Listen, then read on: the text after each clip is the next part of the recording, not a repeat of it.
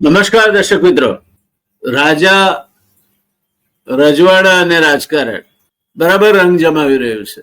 જેમ જેમ એના હપ્તા વધતા જાય છે તેમ તેમ વાચક વર્ગમાં પણ એની લોકચાહના વધતી જાય છે.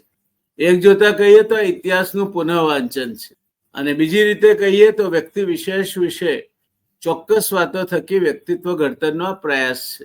આજે વાત કરી છે ફરી એકવાર પંચમ જ્યોર્જ અને એમના રાણી, જે ભારત આવ્યા ને દિલ્હી દરબારમાં એમની તાજપોશી કરવામાં આવી, કોરોનેશન, ભારતની રાજગાદી પર એમને રાજા તરીકે સ્થાપિત કરવામાં આવે, એની વાત આજે તમારી સાથે કરવી છે. અને એની એ સભામાં સયાજીરાવ ગાયકવાડ નો વર્તાવ અને એમની હિંમત વિશે વાત કરવી છે.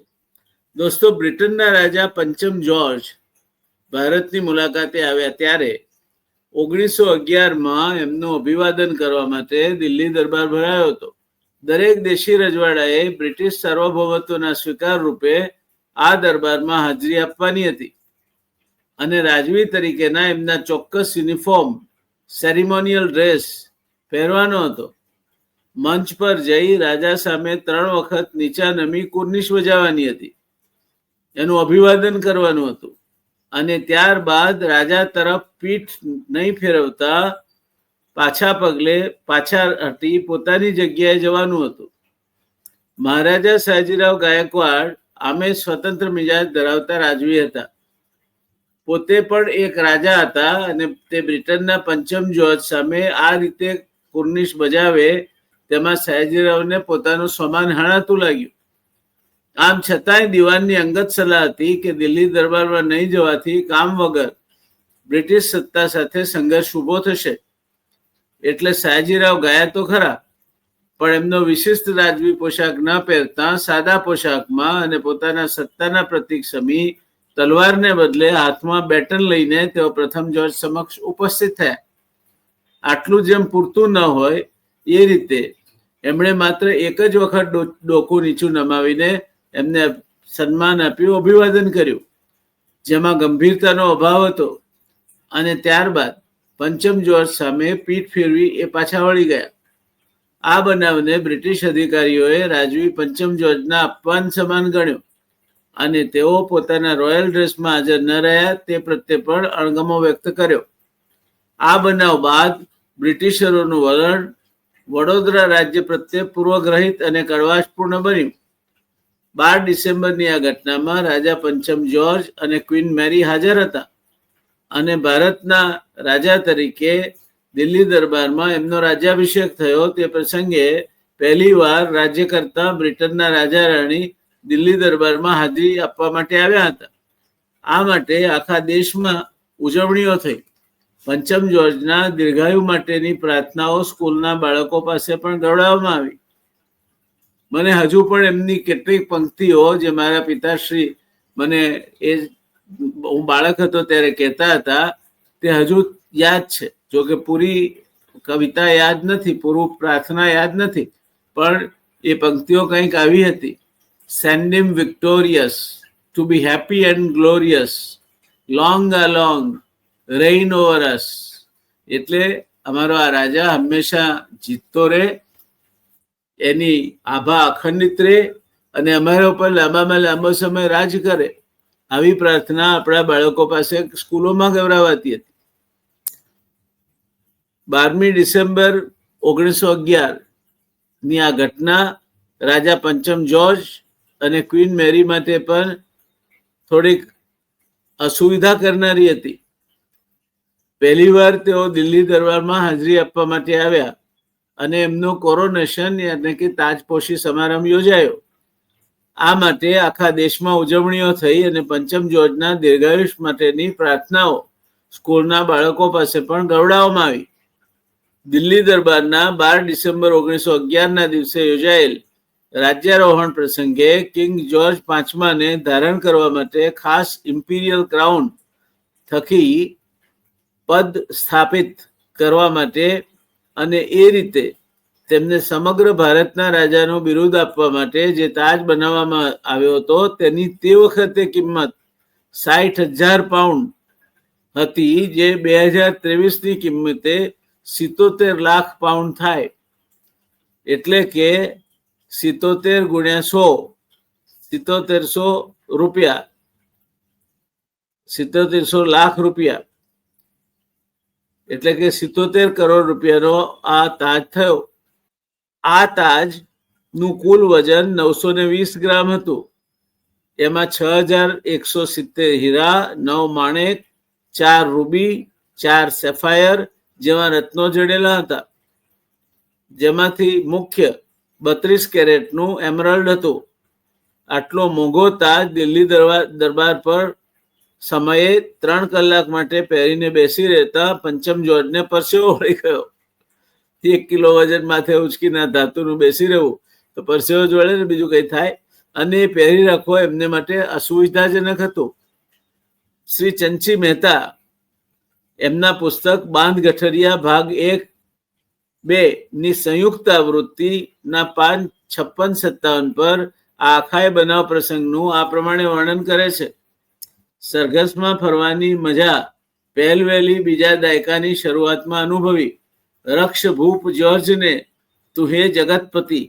કવિતા રક્ષ ભૂપ, ભૂપ એટલે રાજા, રક્ષ ભૂપ જ્યોર્જને તું હે જગતપતિ, હે જગતના નાથ તું આ રાજા જ્યોર્જને નું રક્ષણ કરજે. કોણ જાણે કોઈ વફાદાર અધિકારીએ અંગ્રેજી ગીતનો તર્જુમો કરી બધી નિશાળમાં ફેરવ્યો હતો ને અમે આખા સુરત શહેરના નિશાળિયાઓ હાથમાં વાવટા લઈને રક્ષભૂપનું ગીત ગાતા ને હિફી પૂરે કરતા રાણીના બાગમાં એકઠા થવા સરઘસના આકારમાં જતા. દિલ્હીમાં રાજા ગાદીએ બેસનાર હતો, તેનો અમે કોરોનેશન ડે ઉજવતા હતા. ચંચી મહેતા લખે છે, થોડી રમતો, પેંડાનું પડીકું, 3-4 દિવસની છુટ્ટી અને ઉપરથી નફામાં કાંસાનો એક ચાંદ. તે દિવસે સૌથી વધારે આનંદ તો ખરેખર માસ્તરોનો હતો. નગીનદાસ કાજી અને જરદોસ માસ્તરોએ રાતોરાત બેસીને જાત જાતના નિયમો ઘડી કાઢ્યા હતા. કેટલા વાગે હાજર થવું, કેમ ઉભા રહેવું, કેમ ચાલવું, શું બોલવું, કેમ સલામ કરવી, રસ્તે કેમ વર્તવું વગેરેની જાત જાતની નોંધો તેમણે તૈયાર કરી હતી. રસ્તે હારમાં જરા પણ ભંગાણ પડે યા ગરબડ થાય કે માસ્તર સાહેબનું પિત્ત ઉછળી આવતું. વફાદારીની એવી ધગશ પછી ફરીથી માણવાનો પ્રસંગ જિંદગીમાં આવ્યો જ નહીં. પણ એ પ્રસંગ ઉકલી જતા મામાજી ઓટલે બેસી સોની મહાજનને કઈ નવાજૂની સંભળાવતા. એમાંની એક અનેકવાર એમણે કહેલી તે તો હજુ યાદ છે. મામાજી કહેતા, જય કિશનભાઈ, ગમે તેમ કહો પણ આપણો ગાયકવાડ તે ગાયકવાડ. બસ સલામ કરીને પૂંઠ કરીને ચાલવા માંડ્યું. સયાજીરાવ મહારાજ એટલે શું? એ કઈ એમ રાજાને અદબ કરીને પાછે પગે ચાલે નહીં. અસલનું ગરમ લોહી તપી આવ્યું અને પેલા સામા જોતા જ રહી ગયા તો શું કરે? અંગ્રેજ સરકાર રાજ ઝૂંટવી લે તેમાં, નહીં તો એ દરબારમાં હાજર જ નહીં થાત. મરદ બચ્ચો, અસલ મરાઠો, તે કઈ એમ નમે થોડો. પણ છોટાભાઈ આ સાલો અંગ્રેજ છે બહુ ખરાબ હો, હવે જોજો સતાવાનું. તે બધાને સયાજીરાવ પહોંચી વળશે. શું કરે છે? છોકરાઓને ગાદી વારસાનું હજુ પત્યું નથી, નહીં તો એ તો સામે ખીલાવી દે. પછી તો જાત જાતના ગપ્પા ચાલતા. અંગ્રેજ સરકાર એની પાસે ખુલાસો માંગ્યો. પતાવટ માટે કોઈ વચ્ચે પડેલું. અને એવી અનેક અફવાઓ પણ તે દિવસથી બધામાં આવી કે શ્રીમંત સર સયાજીરાવ ગાયકવાડ સરકાર માટે લોકોને અનહદ માન પેદા થયેલું. રાજા તો તે દિવસે દશેરાની સવારીમાં જે અદાથી સયાજીરાવ મહારાજને જોયેલા એ મરાઠો એમ સહેલાઈથી નમતું જોખે એ માની શકાતું નહોતું.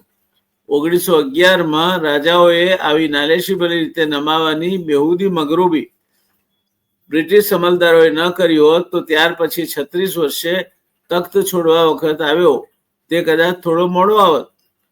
એવી દબદબા ભર્યા એ પ્રકારનો દરબાર દિલ્હીમાં છેલ્લો જ ભરાયો.